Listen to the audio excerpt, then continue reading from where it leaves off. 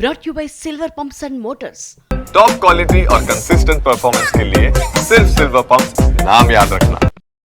కొందరు హీరోలకు సరైన టైటిల్స్ దొరక్క నానా తంటాలు పడుతూ ఉంటారు. సినిమా షూటింగ్ చివరి దశకు వచ్చిన కరెక్ట్ పేరు కోసం కష్టపడుతూనే ఉంటారు దర్శకులు. కానీ అదేంటో ఎన్టీఆర్ కు మాత్రం ముహూర్తం ఫిక్స్ చేసిన రోజే పవర్ఫుల్ టైటిల్స్ లాక్ అవుతూ ఉంటాయి.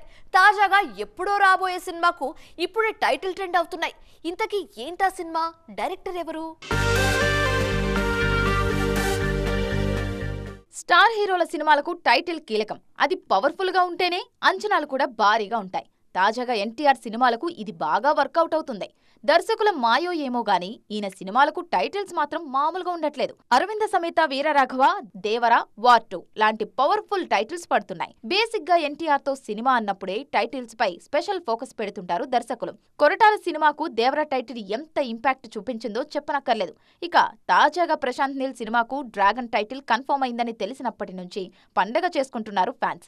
తాజాగా నెల్సన్ సినిమాకు ఇలాంటి టైటిలే పరిశీలిస్తున్నారు మేకర్స్. వార్ 2 డ్రాగన్ తర్వాత దేవర 2 లైన్ లో ఉంది.